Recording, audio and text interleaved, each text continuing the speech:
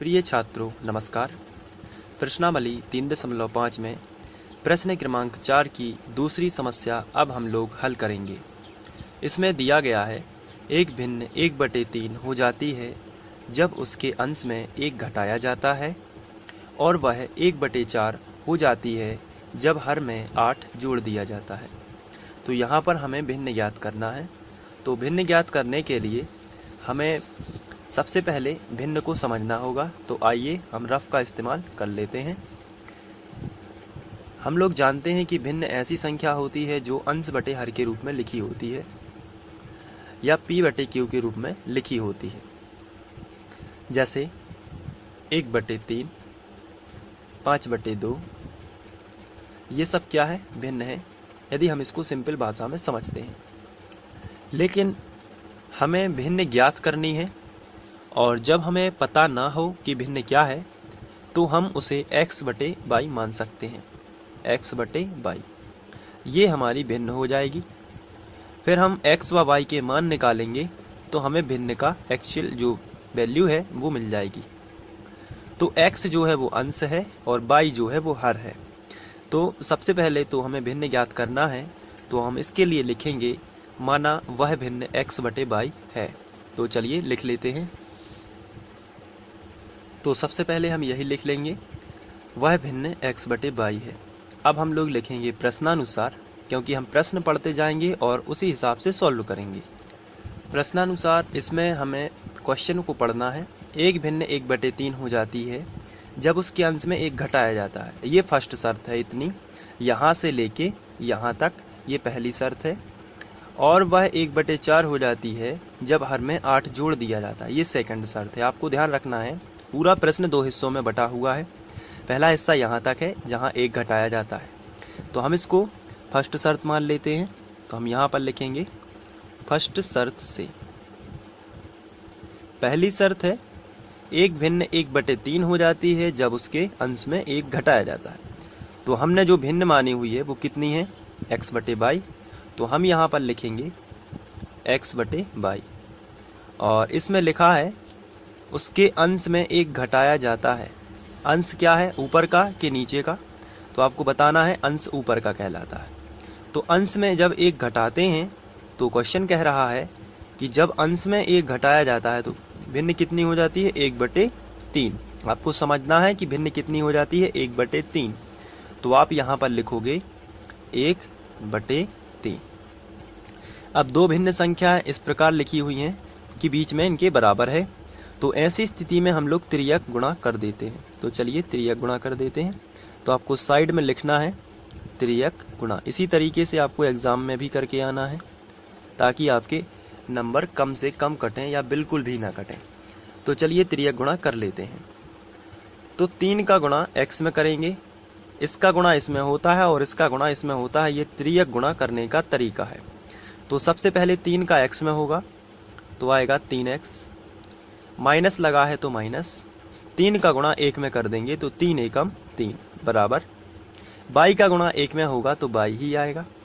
इसके बाद आपको x y एक तरफ कर लेना है और संख्या जो है उसको एक तरफ कर लेना है।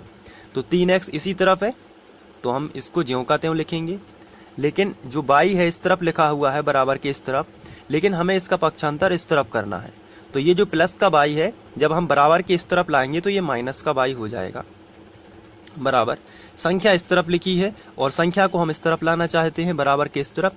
तो जो माइनस का 3 है ये प्लस का 3 हो जाएगा। अब हम इसे समीकरण 1 बना सकते हैं। इसके बाद हम लोग सेकंड शर्त लिखेंगे। तो यहाँ पर हम लिखेंगे सेकंड शर्त से। सेकंड शर्त हम क्वेश्चन को पढ़ेंगे और उसके बाद सॉल्व करेंगे। तो सेकंड शर्त में हमें दिया गया है और वह 1/4 हो जाएगी जब हर में 8 जोड़ दिया जाता है। तो इस बार आपको उसी भिन्न में यानी x/y में हर में 8 जोड़ देना है। तो चलिए हम हर में 8 जोड़ लेते हैं। तो सबसे पहले तो हमारी जो भिन्न है वो क्या है? x/y। तो हम यहाँ पर लिखेंगे x/y। लेकिन हर में हमें 8 जोड़ना है, इसलिए नीचे का कहलाता है हर। तो हर में हमने ये 8 जोड़ दिया। तो जब हम हर में 8 जोड़ते हैं तो क्वेश्चन अनुसार कितना आता है, 1/4 हो जाती है जब हर में 8 जोड़ दिया जाता है। तो बराबर में हम कितना लिखेंगे, 1/4, क्योंकि ये प्रश्न में लिखा गया है।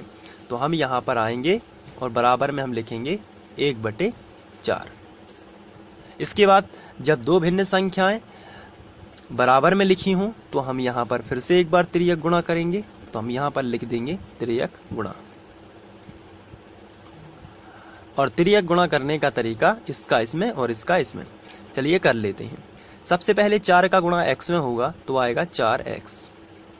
इसके बाद y धन 8 का गुणा 1 में आएगा तो y धन 8 ही होगा।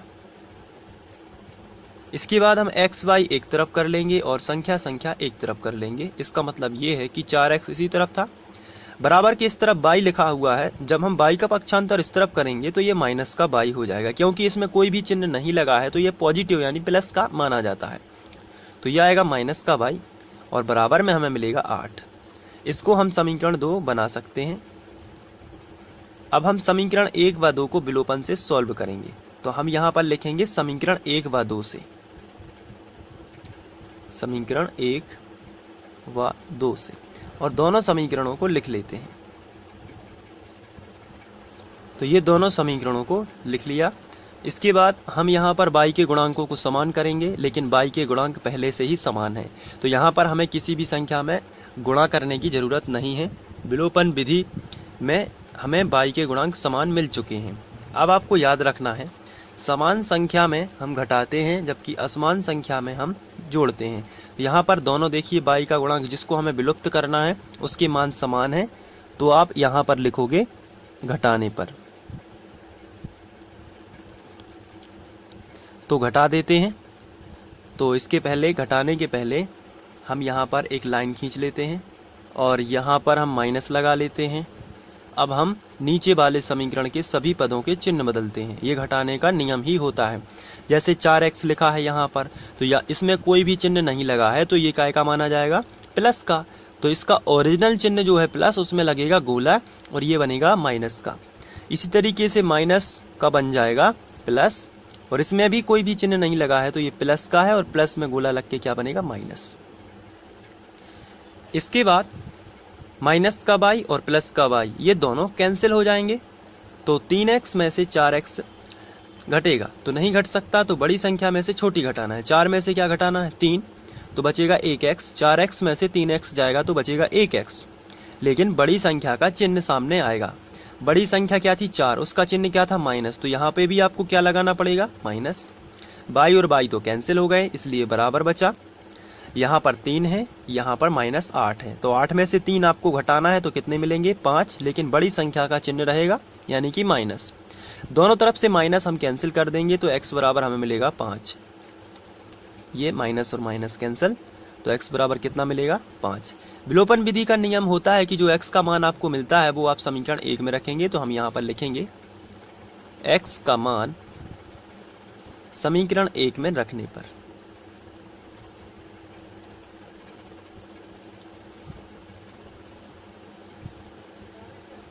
तो चलिए समीकरण 1 में रख देते हैं। हमारा समीकरण 1 है 3x माइनस y बराबर 3। मैं आपको देखने के लिए यहाँ पर लिख देता हूँ 3x माइनस y बराबर 3। ये हमारा समीकरण 1 था। अब इसमें हम x का मान रखेंगे। तो सबसे पहले 3 लिखा है तो 3 ज्यों का त्यों, और x की जगह पर हम रखेंगे 5। इसके बाद लिखा है माइनस y, तो हम यहाँ पर माइनस y ज्यों का त्यों बराबर में आएगा 3। इसके बाद हम 5 का गुणा 3 में करेंगे, क्योंकि कोष्टक लगा है और कोष्टक का मतलब होता है गुणा। तो 5 दिया 15 माइनस y बराबर 3। इसके बाद ये 15 है, ये प्लस का है और इसका पक्षांतर होगा इस तरफ, तो ये माइनस का हो जाएगा। तो इसलिए हमें मिलेगा माइनस y बराबर 3 पहले से ही था, प्लस का 15 इस तरफ आएगा तो माइनस का 15 हो जाएगा। इसके बाद माइनस y, अब 15 में से हम 3 घटाएंगे तो आएगा कितना, -12। माइनस माइनस दोनों तरफ से कैंसिल, तो y बराबर हमें मिलेगा ओनली 12। तो इस तरीके से हमें y का मान भी मिल जाएगा। तो हमने भिन्न मानी हुई थी x बटे y, तो अतः वह भिन्न होगी, अतः वह भिन्न हमने मानी थी x बटे y।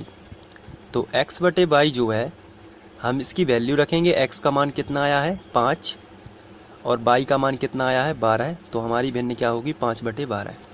तो ये आपको बहुत ही ध्यान से कर लेना है और आप इसको नोट भी कर सकते हैं और एक एक स्टेप के बाद आप उस करके उसे नोट भी कर सकते हैं। तो ये आपको ध्यान से कर लेना है। Thank you.